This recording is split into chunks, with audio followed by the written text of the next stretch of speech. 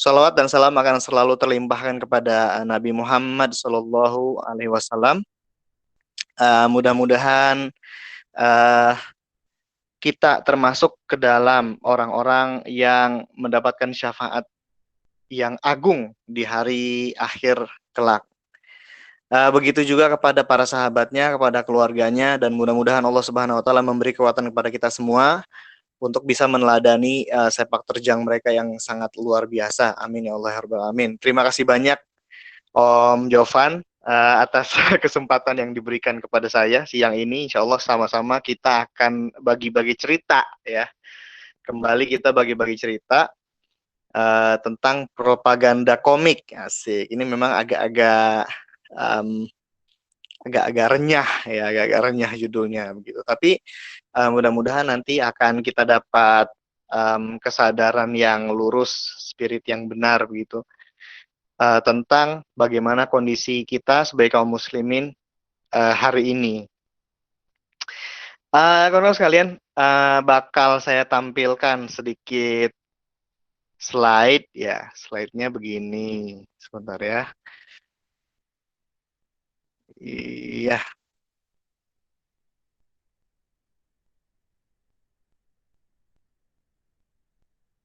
Nah, ini dia. Kelihatan ya? Baik, kawan-kawan sekalian, jadi sebelumnya lagi-lagi perkenalkan, nama saya Saif Muhammad Isa. Saya adalah seorang penulis. Ini adalah novel pertama dan kedua saya, Duilogi, diterbitkan di Mizan tentang Perang Sabil di Aceh.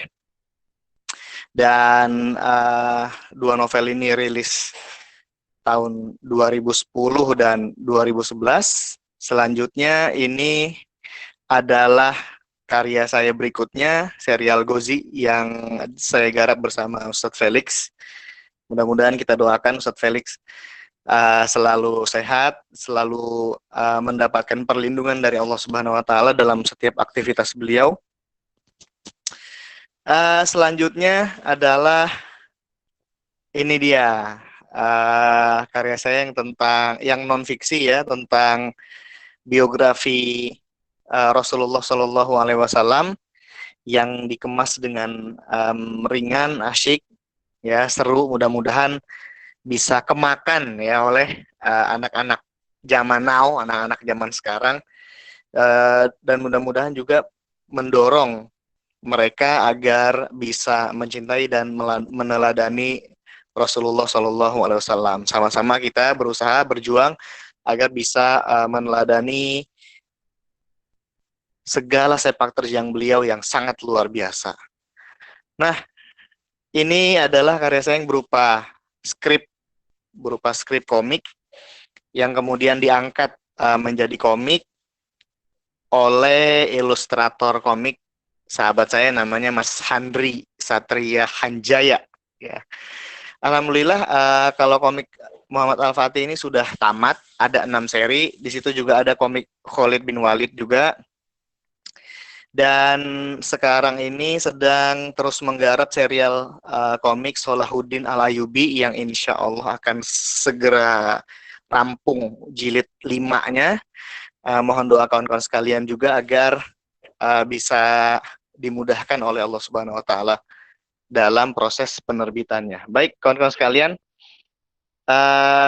awal-awal ini kita akan sedikit banyak bicara tentang Andalusia. Nah, itu tadi beberapa. Nah, ini salah satu karya saya juga yang judulnya Andalusia. Pekan lalu kita ngobrol-ngobrol tentang Andalusia ini. Nah, sebelumnya, sebelum kita ke propaganda komik, kawan-kawan sekalian, semua berawal dari Andalusia, ceritanya begitu ya. Jadi memang di Andalusia itu ketika itu kira-kira tahun 1492 kaum muslimin yang waktu itu berkumpul di Granada. Ya, Granada itu adalah sebuah wilayah terakhir yang dikuasai oleh kaum muslimin. Tapi kemudian berhasil diambil alih, ya, direbut oleh orang-orang Nasrani di bawah pimpinan Ratu Isabella, ya, Ratu Isabella dan Raja Ferdinand dari Aragon. Ratu Isabella adalah pemimpin kerajaan Kastil, dan Raja Ferdinand adalah raja dari Aragon, kerajaan Aragon. Nah, jadi dua dua pemimpin Nasrani ini, Katolik ini, menikah, yaitu Raja Ferdinand sama Ratu Isabella menikah. Kemudian mereka mempersatukan kerajaan mereka, dan dengan persatuan mereka ini ternyata berhasil, ya, mereka berhasil untuk mengusir, ya. Ini kata-kata yang memang saya pilih agak pahit, ya, mengusir kaum muslimin. Kenapa?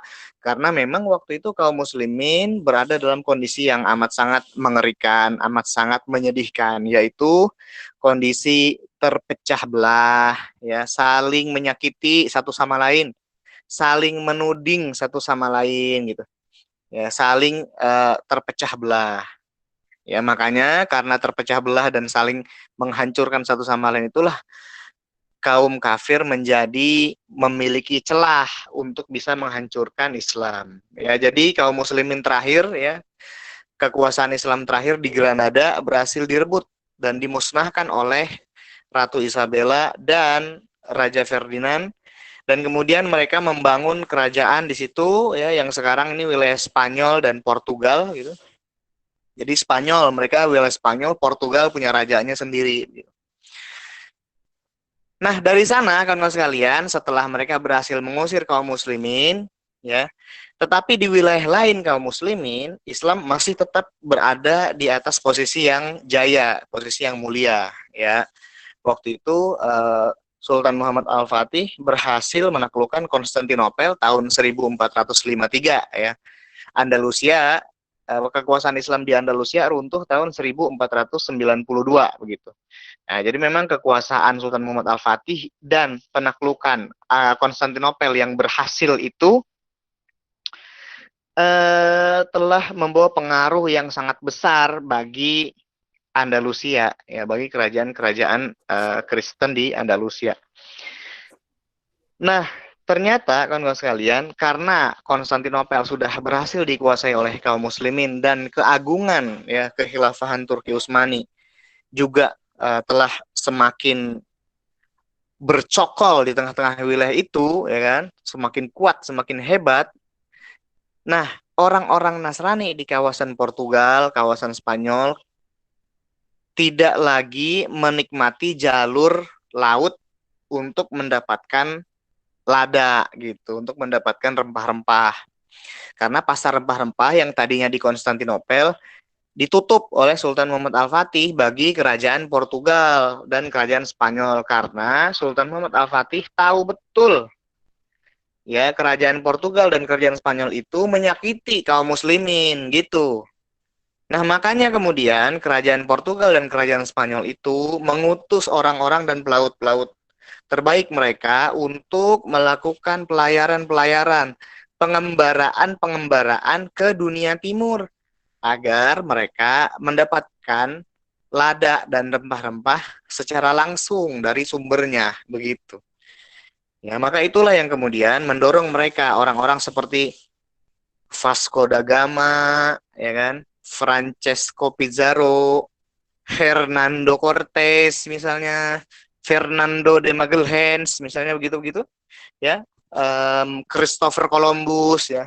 Mereka mengembara kemana-mana untuk kemudian menemukan sumber-sumber, ya, lada, sumber-sumber rempah-rempah, ya. Selama bertahun-tahun, ya, selama berdekade-dekade mereka terus melakukan itu sampai kemudian mereka tiba di kepulauan-kepulauan Nusantara, gitu. Ada juga yang tiba di benua Amerika, ada juga yang tiba di Filipina, ada yang juga yang tiba di Afrika, macam-macam. Mereka tibanya di berbagai tempat. Ada yang tiba di Malaka, Alfonso de Albuquerque, misalnya, tiba di Malaka dan sebagainya. Nah, dari situ kawan-kawan sekalian, itu membuka jalan dan membuat nafsu penjajahan mereka semakin hari semakin meningkat, begitu. Nah, selanjutnya ada lagi, ya, pada dekade-dekade selanjutnya, enggak selanjutnya, malah ini sebelum, ya. Ada perang salib yang terjadi tahun 1095. Perang salib ini juga menjadi semacam titik penting yang memperlihatkan nafsu penjajahan ya musuh-musuh Islam, orang-orang Nasrani ya untuk bisa menguasai negeri-negeri kaum muslimin. Nah, selanjutnya nih bangkitnya sekularisme di Eropa yang ditandai dengan ditemukannya mesin cetak oleh Johannes Gutenberg. Ya, bangkitnya sekularisme di Eropa dengan ditandai oleh ditemukannya mesin cetak oleh Johannes Gutenberg. Jadi memang karena adanya mesin cetak ini orang jadi gampang membuat leaflet-leaflet gitu, membuat selebaran-selebaran ya kan, membuat buku-buku sehingga ditemukannya mesin cetak ini mendorong berkibarnya tradisi intelektual di Eropa yang tadinya tradisi intelektual itu dimiliki oleh kaum muslimin gitu. Nah, selanjutnya Renaissance lah yang terjadi. Renaissance kata orang Prancis ya. Tradisi Renaissance ini kawan-kawan sekalian telah membuka jalan intelektualitas di Eropa semakin berkembang, ilmu pengetahuan semakin berkembang. Ya, menurut beberapa sejarawan Barat katanya Renaissance itu dihembuskan spiritnya katanya oleh para filsuf Yunani katanya. Renaissance itu adalah pencerahan ya yang terjadi di Eropa yang spiritnya adalah ingin mengembalikan intelektualitas sebagaimana dahulu telah ditradisikan oleh Aristoteles gitu, Plato ya kan, oleh Homer, Socrates dan macam-macam ya.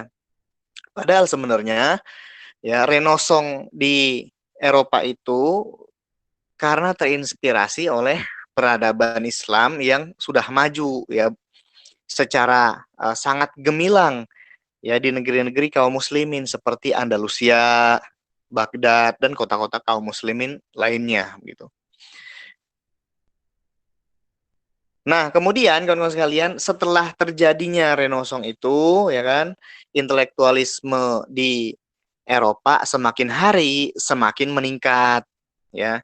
Orang gara-gara yang diterapkannya itu adalah agama Nasrani ya yang tidak memiliki aturan-aturan politik dan pemerintahan sehingga kemudian mereka berkolaborasi ya.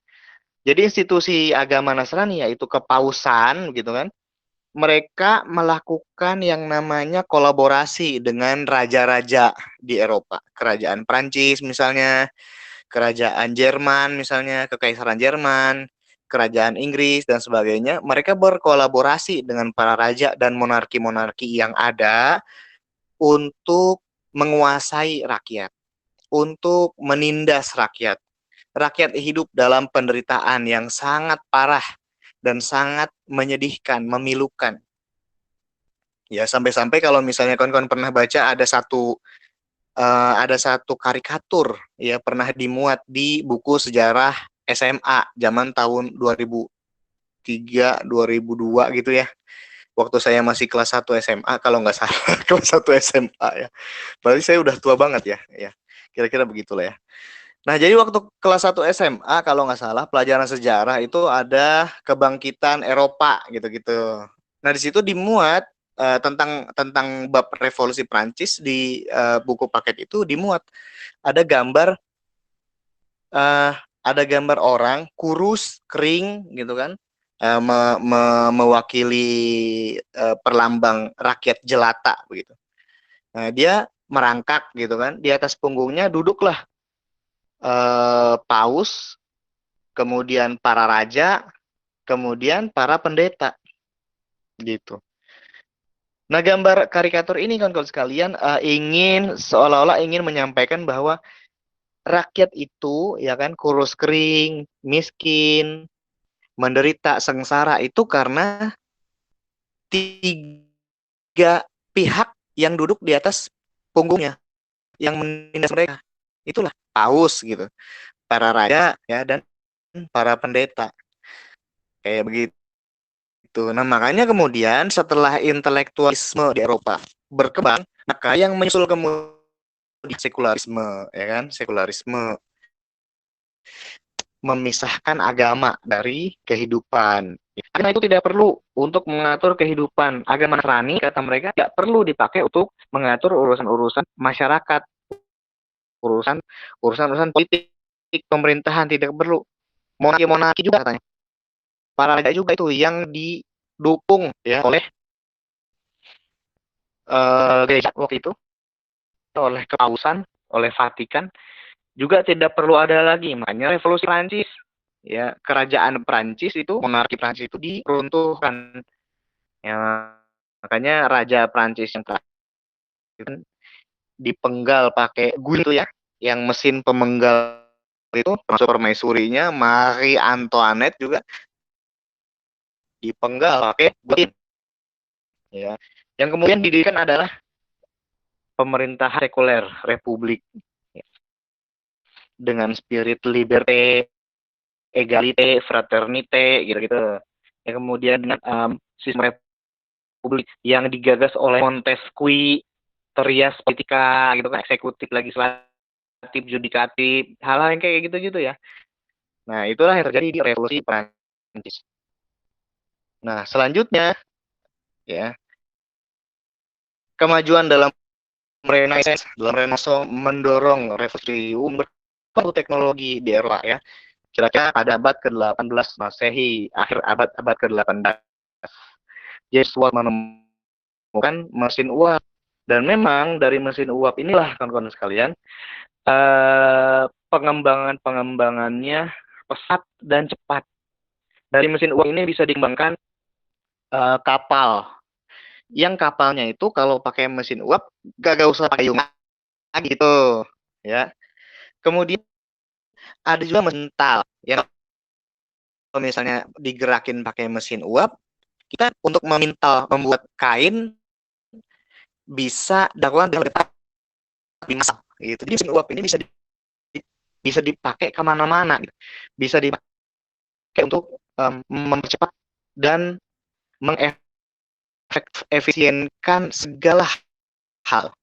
Itu kira-kira. Makanya kemudian perkembangan teknologi di Eropa abad-abad 18, 19, ya 20 sekarang itu sangat luar biasa. Kalau saya lihat, makanya yang namanya perkembangan teknologi yang waktu itu terjadi, kemudian perubahan-perubahan revolusioner seperti itu tentunya membutuhkan sumber daya dong. Bukan daya, membutuhkan bahan baku begitu. Dari mana bahan bakunya? Kan negara-negara di Eropa waktu itu adalah negara yang tidak begitu diperkaya oleh bahan baku, tidak berkaya oleh tambang begitu gitu. Nah, dari mana tuh kolonialisme, imperialisme lah, ya, mereka menjajah negeri-negeri lain.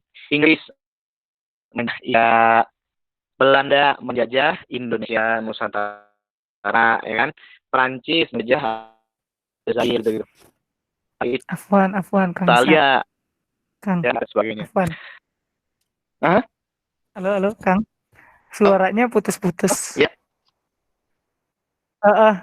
putus-putus. Rada ini kurang, Oh, ya kurang putus-putus. Padahal jelas. Iya. kurang jelas ya? Kurang jelas. Siap. Makasih Kang Isa. Halo, Ya, bisa dilanjut. Makasih kawan-kawan yang bisa ya? Oke. mengingatkan. Siap. Siap. Nah, kemudian ya. Jadi negara-negara Eropa itu memang menyebarkan kolonialisme, imperialisme di berbagai belahan dunia yang lain. Ya, coba kita lihat Belanda. Belanda di Eropa, negara Belanda itu mah kecil banget, ya kan? Lah kalau dibandingin sama apa? Bogor kali ya? Gedean Bogor apa? Enggak itu ya. Ya pokoknya kecil lah itu lah. Kalau dibandingin sama negara kita, kan kota itu masih gede, siap begitu. Tetapi kok dia kecil gitu bisa ngejajah wilayah yang lain yang jauh besar, jaraknya jauh banget lagi dari kampungnya sendiri, gila. Nah kemudian wilayah-wilayah lain, gitu, negara-negara kolonial lain juga kayak begitu. Nah kan sekalian, jadi sedikit yang ingin saya obrolin. Nah, ini adalah tentang kolonialisme, imperialisme itu. Bahwa saat ini kita, kaum muslimin, sedang berada dalam kondisi kolonialisme, imperialisme. Nah, tapi kolonialisme, imperialisme itu dulu. Ya, dulu. Kenapa? Karena dulu itu negara-negara penjajah harus datang ini menjajah, harus datang ke sini menodongkan senjata ke jidat kita, ya. Kemudian baru dia bisa merogoh segala macam sumber daya alam kita, harta benda negeri kita.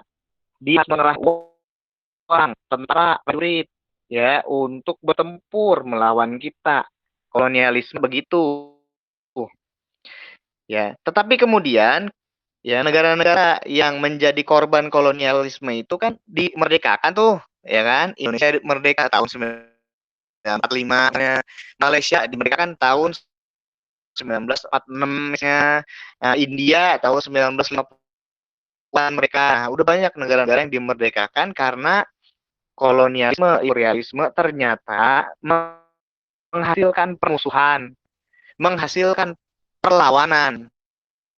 Begitu kan sekalian. Nah, setelah kolonialisme, imperialisme menghasilkan perlawanan di mana-mana, tidak kelaku lagi, maka bangkitlah sekarang neo-kolonialisme, neo-imperialisme. Neo itu baru artinya, ya, seperti new dalam bahasa Inggris. Jadi neo-kolonialisme, neo-imperialisme, kolonialisme baru dan imperialisme baru. Seperti apakah neokolonialisme dan neo-imperialisme itu? Ini adalah model penjajahan yang negara-negara penjajah, pihak-pihak yang menjajah tidak perlu lagi menodongkan senjata ke jidat orang yang dijajahnya. Ya, mereka tidak perlu lagi untuk datang ke sini mengerahkan tentara, mengerahkan prajurit, ya, menggelontorkan uang untuk datang ke sini. Kemudian berperang sana sini untuk menegakkan penjajahan mereka. Nggak perlu lagi begitu. Nah, terus bagaimana dong caranya? Ternyata ada cara yang lebih bagus, cara yang lebih praktis, cara yang tidak perlu mengerahkan uang dan tidak perlu mengorbankan banyak tentara. Gimana caranya? Ambil sekelompok orang dari anak-anak negeri yang mau dijajah tadi. Ambil kelompok orang aja. Ya, kemudian bikin pencitraan bahwa mereka itu adalah orang-orang yang peduli kepada bangsanya, gitu-gitu. Kemudian mereka ditanam oleh bangsa-bangsa penjajah tadi untuk memerintah negeri-negeri yang hendak dijajah. Jadi nggak terasa penjajahannya, ya, penjajahannya nggak terasa. Kita kayak udah merdeka aja, padahal masih jajah. Nah, si agen-agen penjajah itu, ya sebenarnya itu adalah orang-orang bangsa kita sendiri. Mereka itulah yang menerapkan peraturan-peraturan. Semuanya peraturan bikinan penjajah. Mereka lah yang menerapkan undang-undang. Mereka lah yang menerapkan, ya, segala konstitusi-konstitusi yang semuanya dirancang oleh penjajah. Ya, kalau rancang penjajah tentunya kepentingannya bagi kepentingan penjajah lah. Mana ada bagi kepentingan rakyat kalau kayak begitu. Ya, tetapi dicitrakan mereka itu cinta kepada rakyat. Begitu. Itulah neo-kolonialisme, neo-imperialisme. Kita sedang dijajah, tapi kita nggak ngerasa dijajah, itu udah merdeka. Nggak lagi orang-orang bule yang menodongkan senjata ke jidat kita lagi. Semua penjajah udah hengkang ke kampungnya. Tetapi ternyata, ya, sumber daya alam kita masih ada dikeruk sampai hari ini oleh negara-negara penjajah itu. Ya, atas restu sekelompok orang yang berpendidikan barat, yang berpemikiran barat, yang ditanam, ya, oleh penjajah di negeri yang hendak dijajah tadi. Itulah neokolonialisme dan imperialisme sekalian. Dan penjajahan model itu lebih ganas lagi, lebih keji lagi. Ya, sebab apa? Kita nggak sadar kita lagi dijajah, begitu. Nah, salah satu bentuk penjajahan itu, kawan-kawan sekalian, adalah sekarang ini sama kita obrolin, yaitu propaganda komik. Ternyata mereka juga menjajah lewat komik. Apa yang dijajah? Alam pikiran. Yang dijajah adalah budaya, ya, cara kita berpikir. Dari cara kita berpikir itulah kemudian nanti akan menghasilkan satu sikap inferior, ya, sikap mental orang-orang terjajah, begitu. Nah, mereka lewat yang namanya propaganda komik. Nih komik, ya. Tuh. Nih, ini dulu lah. Nih, kalau kan jadi kalau misalnya kita lihat itu ada Bruce Wayne dan Superman, ada Shazam, ini yang ketutupan nih kuningnya sebenarnya kayak background kayak gitu kan. Mana sih? Nah, ini. Tapi kok masih nyisa. Nah, itu sebenarnya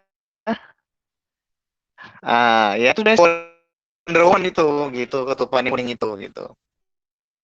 Nah, kalau kalian kalau misalnya kita coba lihat ada ciri-ciri yang mirip dengan hero yang ada di gambar.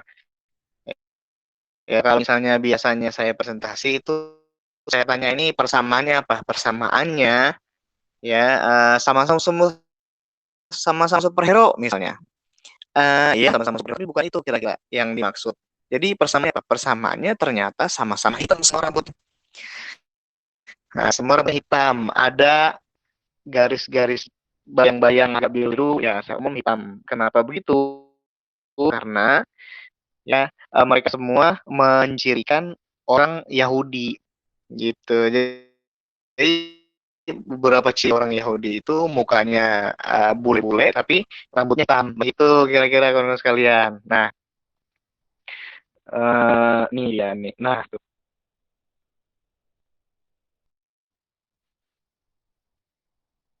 Nah, ini Superman. Ternyata jadi ini ada perbedaan Superman yang sebelah kiri dengan Superman yang sebelah kanan.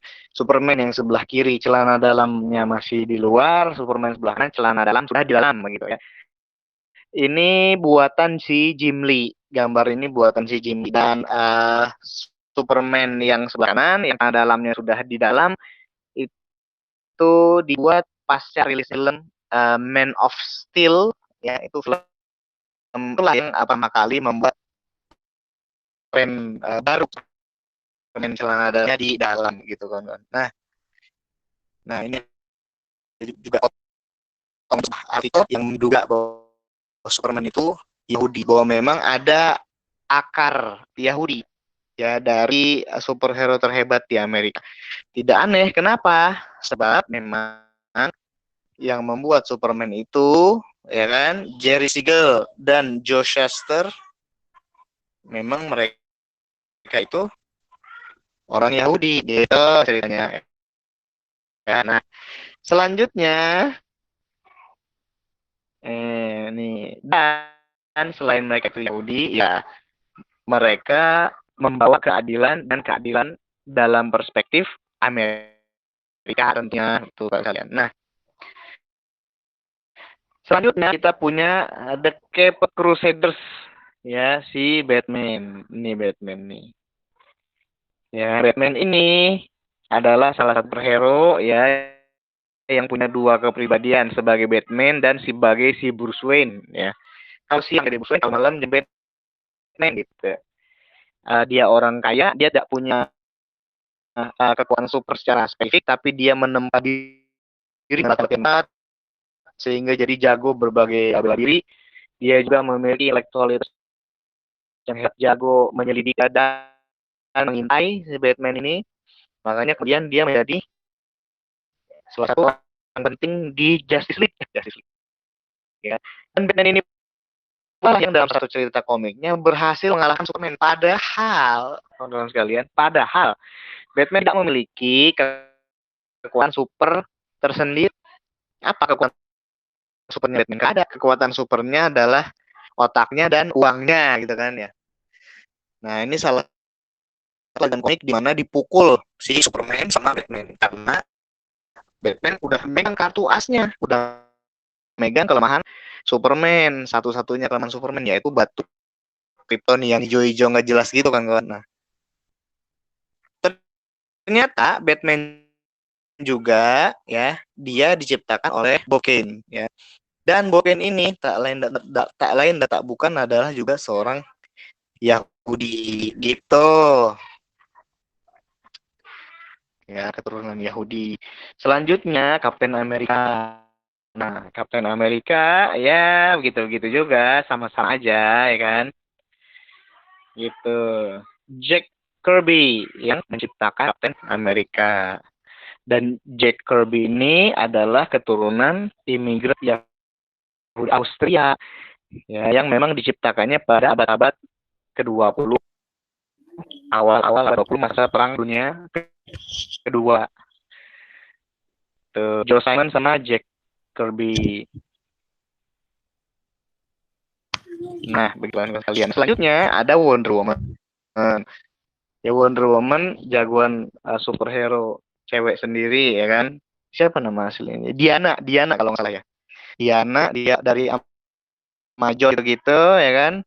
Yang penduduk Amazon itu perempuan, katanya bagaimana bisa berkembang biak ya kalau perempuan semua ya kan. Nah, Diana ini ya diciptakan oleh seorang psikolog ternyata yang Willy Ya, Moulton Mars. halo, Kang Isa. Ya, Kang ya, Isa. iya. Halo.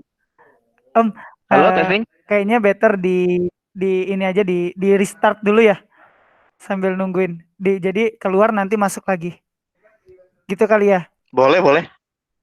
Boleh. Boleh. Nah, soalnya masih putus-putus juga nih kayaknya. Di restart dulu ya. Bagi kawan-kawan Oke.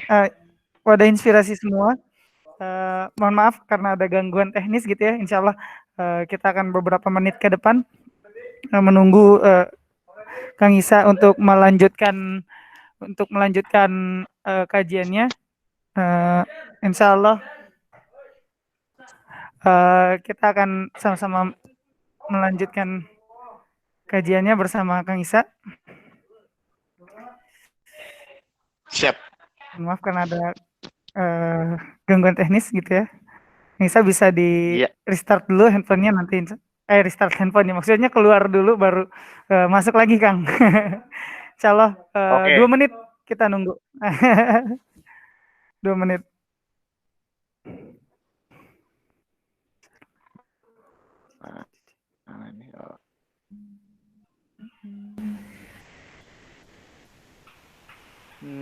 Iya.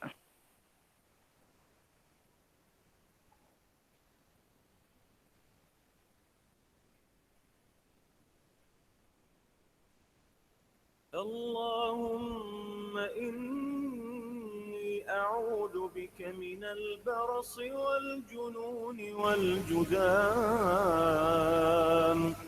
ومن سيء الأسقام اللهم إني أعوذ بك من البرص والجنون والجذام ومن سيء الأسقام اللهم إني أعوذ بك من البرص والجنون والجذام ومن سيء الأسقام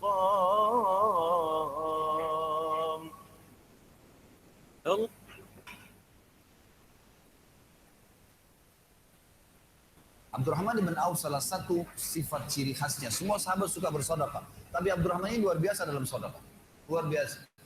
Beliau pernah kedatangan keuntungan 1 peti emas di satu malam. Gak bisa tidur, gelisah. Istrinya tanya, kenapa Abdurrahman? Dia bilang, saya gak bisa tidur. Belum pernah ada keuntungan sebesar ini. Ada keuntungan sebesar ini. Apa keinginan? Dia bilang, saya ingin keluar ke jalan. Apa keinginan? Dia bilang, saya ingin keluar ke jalan. Tidak mau nabung. Kalau kita subhanallah baru untung sejuta sudah. Kalau kita subhanallah baru untung sejuta sudah ada. Ini nggak mau nabung. Keluarin mana minyak sodakain semua. Keluarin mana minyak sodakain semua. Istrinya juga solehah. Nggak seperti sebagian muslimah. Maaf, saya nggak singgung muslimah di belakang sana. Tapi ada orang begitu suaminya dapat untung, sebelum disedekahkan, belum kasih orang tuanya. Ini enggak. Istrinya mengatakan sedekah. Dibungkuslah emas itu. Emas itu kemudian dibagi. Subhanallah, karena ikhlasnya mensedekahkan semua. Besok dalam riwayat saya dikatakan datang 2 peti keuntungan dengan produk yang sama. 2 peti emas dikeluarin sama Rahman, 2 peti emas. Baik, ya kawan-kawan bisa, alhamdulillah, mudah-mudahan jaringannya lebih baik ya. Lanjut, kita lanjut kembali kajian kita bersama Kang Isa. Tadi udah sampai di Wonder Woman. Kalau persamaannya, Kang Isa bisa di-on-kan dulu mikrofonnya. Mikrofonnya di-on-kan dulu. Oke. Tadi udah sampai bahwa Superman itu diidentikan dengan Yahudi, Batman diidentikan dengan Yahudi yang bisa mengalahkan Superman, padahal nggak punya kekuatan super bahwa Batman itu ya. Masalah saya juga baru kepikiran gitu. Oke, lanjut kepada Wonder Woman. Nah, tadi sampai Wonder Woman, Kang Isa. Silakan dilanjut, waktu dan tempat dipersilakan. Siap. Oke, Wonder Woman ya kan. Iya, Wonder Woman itu diciptakan oleh seorang psikolog namanya William Moulton Marston, masih di rentang periode yang sama, yaitu pada periode awal-awal abad ke-20 ya, tahun 40-an, ketika masa-masa Perang Dunia Kedua begitu. Nah,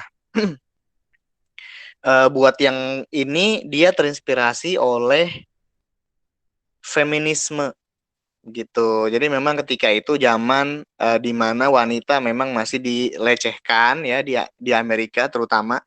Setinggi apapun pendidikan seorang wanita, misalnya kalau misalnya di kantor ya dia hanya akan jadi OB misalnya begitu kan. Dia hanya akan menjadi office OG deng, office girl bukan office boy. Office girl gitu kan, tukang-tukang nganterin apa makanan ya kan, minuman, cuma itu. Nah, makanya kemudian karena terinspirasi oleh feminisme ini ya, bahwa perempuan juga bisa ya sekuat laki-laki gitu. Perempuan juga bisa memiliki aset-aset, memiliki segala macam yang dimiliki biasanya oleh laki-laki. Nah, makanya kemudian terciptalah Wonder Woman ini. Ya, Wonder Woman kan kita bisa tahu bagaimana sih sebenarnya Wonder Woman itu ya. Kuat gitu kan. Dan segala macam lah ya, punya punya pukulan maut gitu kan. Nah, yang pasti dia kuat melebihi laki-laki. Sangat dominan ya, membuat para cowok ketakutan lah sama Wonder Woman begitu. Nah, itu tadi Wonder Woman. Itu sebenarnya masih saya tampilkan beberapa lagi superhero-superhero yang ada ya, baik dari Amerika, baik dari Jepang, ada juga Doraemon misalnya begitu, Naruto ya kan, Dragon Ball, Son Goku. Dan ada juga beberapa superhero yang sepertinya Islami, itu judulnya The 99. Ya, The 99. Nah, itu namanya pengarangnya itu namanya Naif Al-Mutawa. Ya, jadi dia itulah yang mengarang The 99, seolah-olah ingin Islami begitu. Tetapi ternyata memang agak tergerus juga dengan superhero-superhero liberalnya Marvel, karena dalam beberapa episode dari The 99 itu ya ada juga yang dia bekerja sama Marvel ya, ada Batman juga di situ, ada Superman juga di situ. Ya tentunya ada Wonder Woman yang cara berpakaiannya ya jelas-jelas cara berpakaiannya itu sangat-sangat tidak sopan, sangat-sangat tidak Islami ya. Ya kalau superhero berpakaian seperti Wonder Woman, saya pikir itu sangat problematik ya, sangat problematik. Bagaimana dia bertarung gitu kalau pakaiannya seperti Wonder Woman, ya nggak sih? Ya, bagaimana bertarungnya? Nggak risih bertarung pakai pakaian seperti itu kan begitu. Ya, ntar terjadi sesuatu misalnya dengan pakaiannya ya bagaimana kan gitu ya. Nah, jadi kawan-kawan sekalian, berbagai superhero yang selama ini kita kenal ya, Spider-Man, X-Men gitu-gitu juga ternyata diinspirasi oleh orang-orang Yahudi seperti misalnya Stan Lee. Ya, Stan Lee itu bapak moyangnya Marvel begitu kan. Yang udah mati juga Stan Lee itu beberapa waktu yang lalu ya. Nah, terus kalau misalnya superhero-superhero itu, kalau misalnya tokoh-tokoh komik, tokoh-tokoh kartun itu ya bikinan orang Yahudi, terus so what begitu ya kan? Apa? Emang kenapa sih? Ya, antisemit nih. Ya, Kang Isa antisemit. Ya. Anti sama Yahudi misalnya. Padahal dia juga toh manusia biasa yang ingin hidup sebagaimana kita. Cah, humanis ya kan. Nah, tapi sebenarnya kawan-kawan sekalian, itu ngaruh sebenarnya siapa yang bikin ya sebuah karya itu ngaruh. Kenapa begitu? Sebab tentunya pandangan hidup dia, latar belakang keyakinan dia pasti akan terserap, akan tercurah ke dalam karya yang dia buat. Pasti itu mah. Ya, pasti. Kita bisa melihat kalau misalnya kawan-kawan baca ya sedikit-sedikit komik-komik Marvel, superhero-superhero Marvel, misalnya film-film Marvel, ya akan bisa kita saksikan sendiri bahwa gaya hidup, ya kan, pandangan hidup yang mereka perlihatkan adalah pandangan hidup dan gaya hidup yang tidak Islami tentunya, ya, pandangan hidup dan gaya hidup liberal tentunya. Begitu. Bagaimana kalau misalnya kita lihat Batman, ya kan? Si Superman punya pacar, Lois Lane, ya kan? Tapi selingkuh sama Wonder Woman kan gitu katanya. Ada juga tuh cerita komik Justice League yang menceritakan si Batman punya cinta segitiga misalnya sama Wonder Woman, Wonder Woman selingkuh sama Superman, gitu-gitu. Ya kan? Nah, yang kayak gini kan sekalian, itu kira-kira bagaimana kira-kira dalam pandangan Islam? Ya, kalau kita timbang dengan sudut pandang Islam. Sebab kita Muslim wajib menimbang segala sesuatu dengan sudut pandang Islam. Itu bagaimana kira-kira kalau kayak begitu? Ya kalau misalnya dibaca, apalagi belum menyebut gaya berpakaian, ya kan? Gaya berpakaian, gaya bergaul, gaya bicara, segala macam. Baru satu hal aja udah sangat kontroversial dalam pandangan Islam, begitu. Nah, iya, oh iya, saya belum nyalain lagi. Nah, oke, Om, silakan next lagi. Sebenarnya udah ini udah, iya itu, iya, how, iya.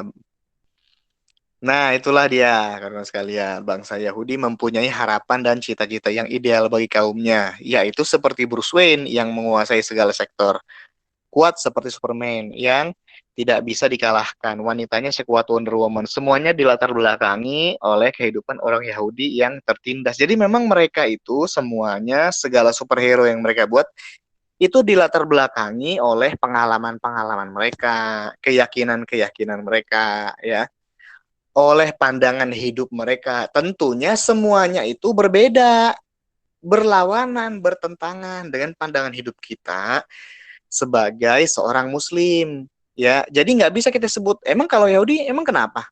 Nggak bisa kita sebut begitu. Pasti ada sesuatu gitu loh. Pasti ada sesuatu.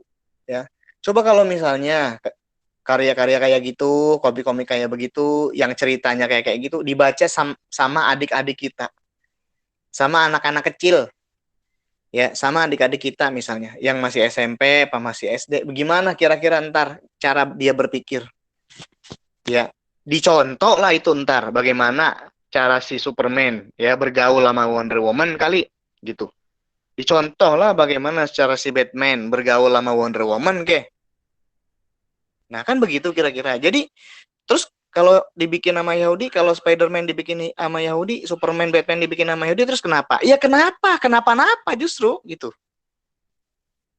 Ya. Nah, makanya kawan-kawan sekalian, itulah sebenarnya, saya buka dulu slide-nya ya. Nah, present screen, jadi biar tidak ngerepotin Om Jovan. Itu, bentar. Ini dia. Nah, sampai sini ya.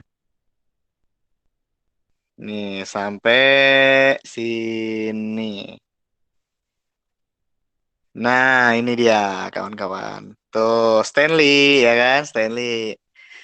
Stanley udah mati nih. Tuh, ternyata Stanley juga orang Yahudi ya dari Polandia. Terus ini, nah ini yang tadi udah. Nah, ini ternyata komik juga sangat dimanfaatkan sebagai propaganda perang. Tuh, ketika Perang Dunia Kedua, makanya memang komik-komik biasanya dibuatnya, superhero juga dibuatnya, biasanya itu awal-awalnya ketika Perang Dunia Kedua. Dan komik-komik ini menjadi bekal ya, salah satu bekal prajurit-prajurit Amerika. Jadi alat propaganda komik itu serius ya. Di barat komik itu serius, jadi alat propaganda, jadi alat kampanye ya kan. Amazing Spider-Man kampanyein Obama ya kan. Nah, gitu. Tuh, thank you partner ya kan. Nah, tuh selanjutnya ternyata memang komik itu menjadi alat propaganda perang juga. Dan salah satu hal penting ya yang dijadikan bekal bagi para prajurit Amerika dalam Perang Dunia II itu adalah komik. Ya, 122 juta 900 ribuan eksemplar selama Perang Dunia Kedua. Waduh, ya kan? Jadi kalau misalnya ya kaum muslimin gitu kan berjihad gitu, yang dibaca kan Al-Quran gitu kan, tilawah. Kalau misalnya lagi nggak bertempur, tilawah gitu. Nah, kalau ini mereka komik yang dibacanya gitu. Tuh, yang dibacanya komik, komik, baca komik tuh. Kayak baca Quran gitu. Nah, ini yang Jepang nih. Yang Jepang ya bahayanya mirip-mirip juga lah, sama-sama juga ya. Nah, Doraemon, Nobita juga mengandung bahaya juga. Ya berapa kali Nobita tahu-tahu nongol di kamar mandinya Shizuka kan begitu. Nah, kemudian ada Dragon Ball. Dragon Ball juga ya ngeri. Naruto ya kan. Kemudian One Piece. Nah, ini The 99 yang tadi sempat saya singgung, The 99. Nih, Dr. Naif Al-Mutawa yang bikin. Islami nih, terinspirasi dari 99 Asmaul Husna kan, ada yang pakai kerudung tuh jagoannya juga. Tapi kok gabung sama juga sama Justice League. Nah, gitu. Nah, bagaimana kalau dibaca sama saudara-saudara kita gitu. Nah, itulah akhir dari dokumennya.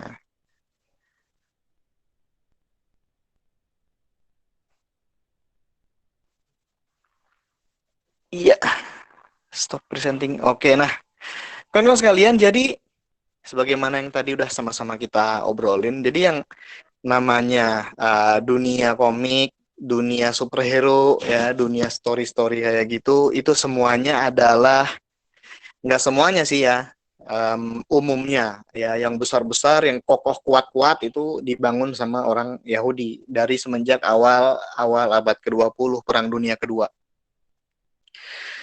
Dengan komik itu mereka mempropagandakan apa? Mempropagandakan gaya hidup, mempropagandakan pandangan hidup, keyakinan-keyakinan mereka. Ya, cara mereka mengambil keputusan, cara mereka bersikap, mereka itu propagandakan semuanya kepada kita. Dan semuanya itu bertentangan dengan apa yang kita anut dengan Islam. Ya, disitulah makanya kita mesti waspada, mesti berhati-hati. Itu jugalah salah satu bentuk dari penjajahan pemikiran. Makanya kemudian kita mengenal apa yang disebut sebagai Ghazul Fikri, ya, perang pemikiran. Salah satu bentuknya adalah dengan komik, dengan cerita story ya, dengan propaganda komik ini. Makanya kemudian bentuk-bentuk lainnya bisa kita kenal itu yang tiga F itu ya, food, fashion, fun. Nah, salah satunya dari fun adalah dengan bentuk komik ini. Media, film itu kan bagian dari fun juga ya. Nah, salah satunya dengan komik. Food, makanan, fashion dengan fashion. Satu lagi ada lagi yang tambahannya football katanya begitu. Jadi 4 F, food, fashion, fun, sama football katanya. Gitu. Nah, kawan-kawan sekalian, ini semua berbahaya. Kenapa berbahaya? Karena bisa menggerus identitas kita sebagai seorang muslim kalau misalnya kita lugu-lugu aja ya, menikmatinya dengan lugu-lugu dan polos-polos aja gitu.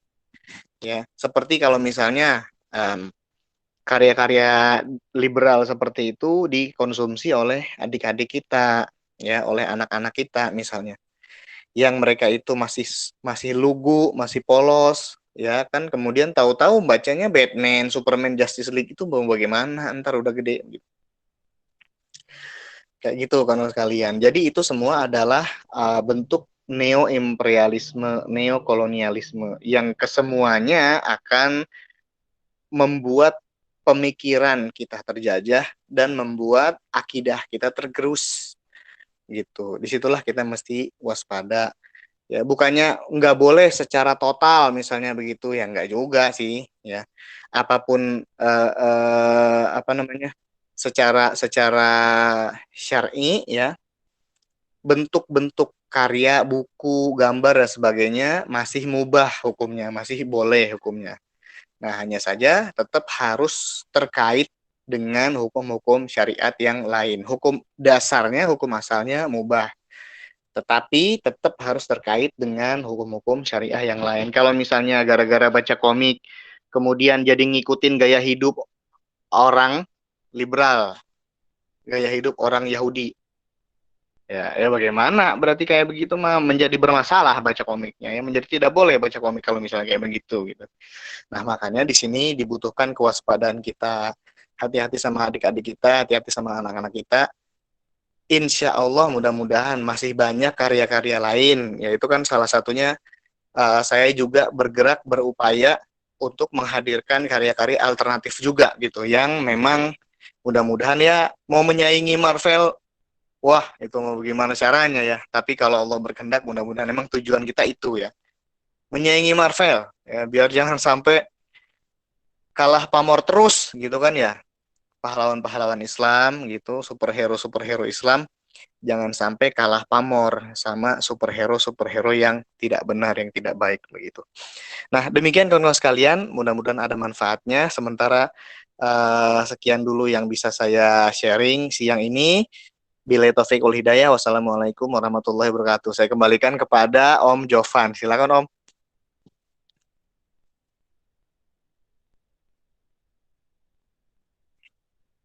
Masya Allah, barakallah Kang Isa.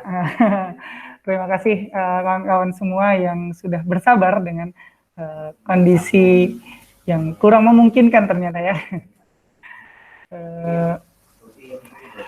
Baik, itu dia pemaparan dari propaganda komik kawan-kawan sekalian. Ternyata saya pikir hanya cuman sekedar bacaan biasa gitu ya. Saya pikir hanya sekedar bacaan biasa ya ternyata. Tapi ada misi terselubung di balik penciptaan komik itu, dan saya juga kaget bahwa komik itu dibaca oleh orang dewasa ternyata dan para prajurit perang, Masya Allah. Dan ini Kang Isa ada pertanyaan, gitu ya. Pertanyaannya buat saya ternyata. Apakah nanti materinya bisa di-share di grup WhatsApp? Siap. Ya, insya Allah nanti bisa di-share di grup WhatsApp.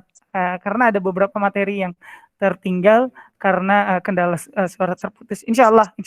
Nanti juga ada beberapa rekaman yang akan saya share di YouTube. Teman-teman bisa mengulang materi-materi jika memang ini bisa menginspirasi kawan-kawan, dan juga kawan-kawan bisa share sebanyak-banyaknya.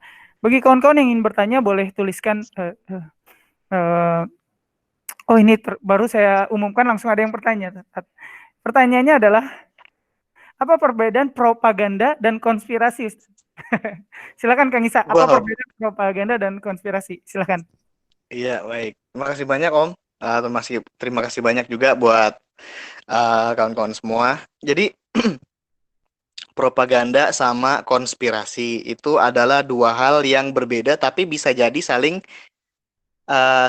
berkait berkelindan gitu ya, saling mempengaruhi, saling mengeksploitasi, saling menggunakan satu sama lain. Sebuah konspirasi biasanya bisa jadi membuat propaganda-propaganda agar orang-orang tertipu misalnya.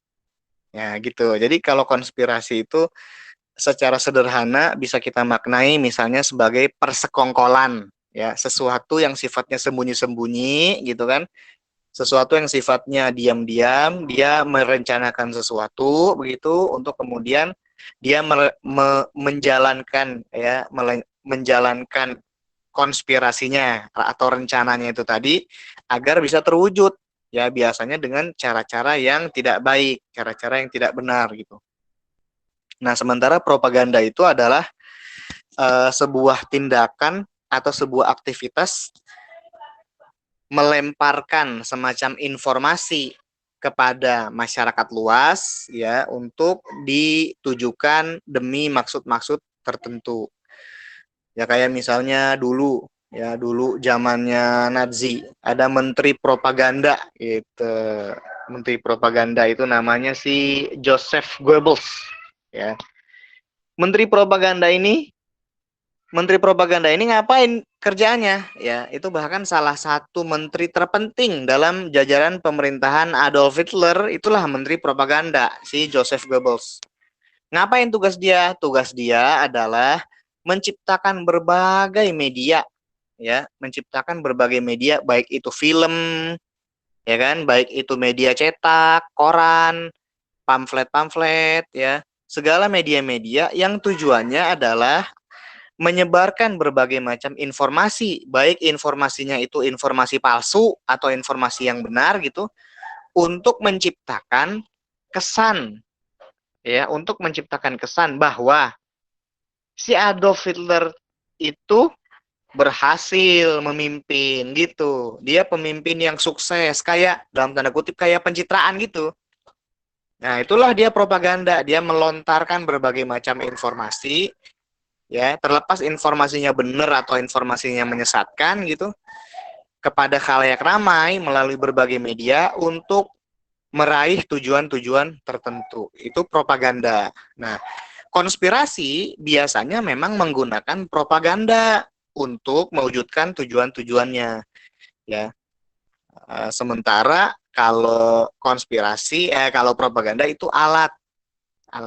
Propaganda itu bisa digunakan untuk hal yang benar gitu, bisa digunakan untuk hal yang jahat. Nah, jadi memang itu seperti hanya teknis aja kalau propaganda itu. Kalau misalnya mau kita sebut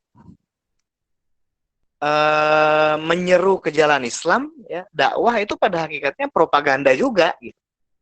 Tetapi propagandanya propaganda yang baik, propaganda yang benar, aktivitas propaganda yang mulia gitu.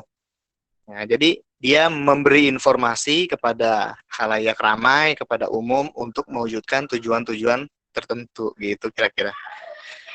Demikian Om. Masya Allah. Alhamdulillah. Itu ya, sekilas dan sejelas antara propaganda dan konspirasi.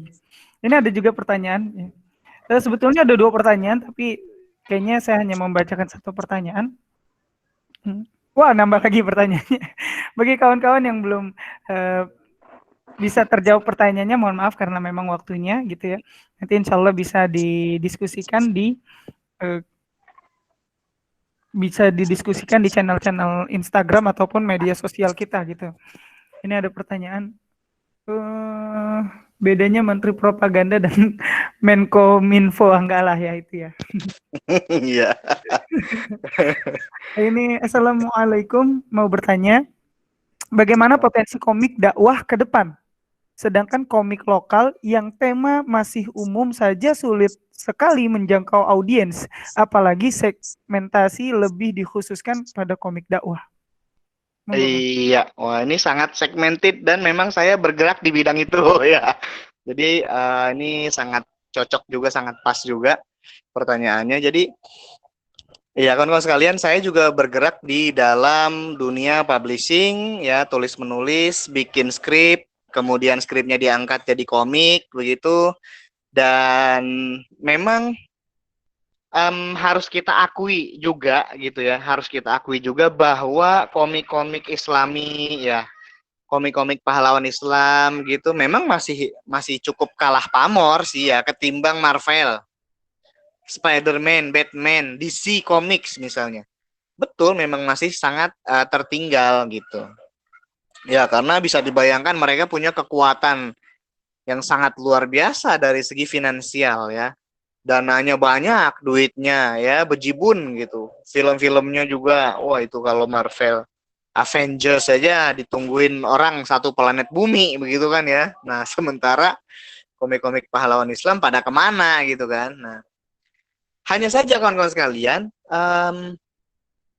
karya-karya ya, karya-karya kaum muslimin baik berupa komik pahlawan Islam, berupa animasi-animasi dan sebagainya dalam bidang-bidang seperti ini sepertinya sekarang sedang menggeliat juga gitu. Kalau kita lihat sedang menggeliat juga. Misalnya ya terlepas bestseller misalnya atau terlepas yang nonton atau yang beli banyak apa enggak, ada ternyata kalau misalnya kita coba jeli, kita coba teliti, ada juga karya-karya kaum muslimin yang bagus-bagus, yang mantep-mantep.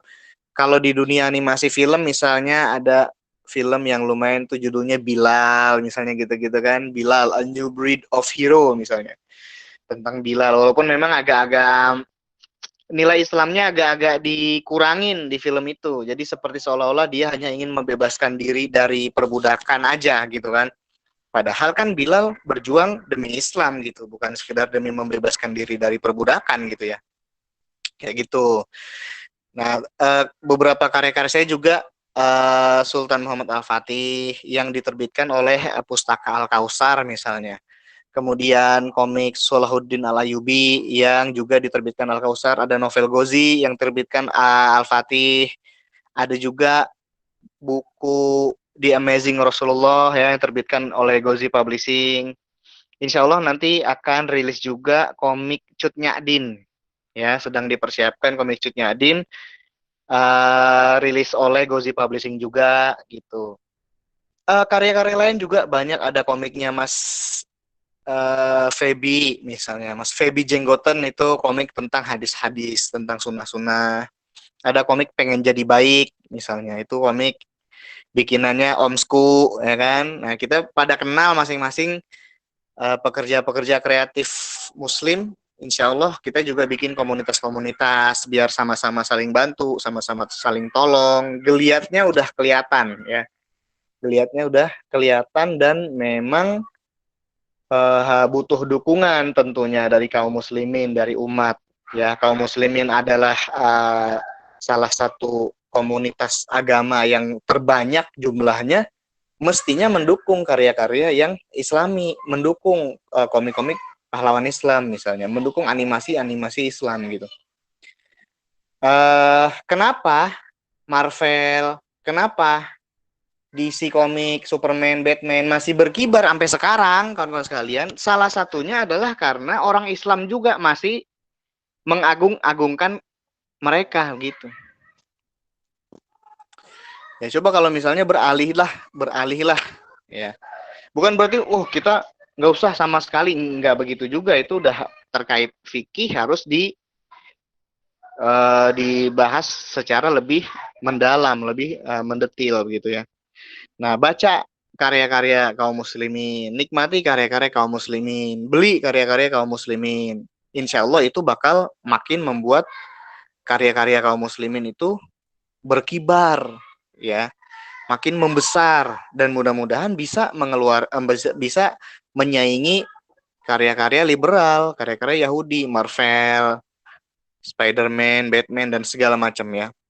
yang semuanya itu ya sangat syarat dengan penjajahan pemikiran tadi begitu. Ya, alhamdulillah ada kok karya-karya kaum muslimin yang bagus-bagus dan geliatnya sekarang makin kelihatan. Jadi ya mohon dukungan kaum muslimin semua tentunya. Demikian Om.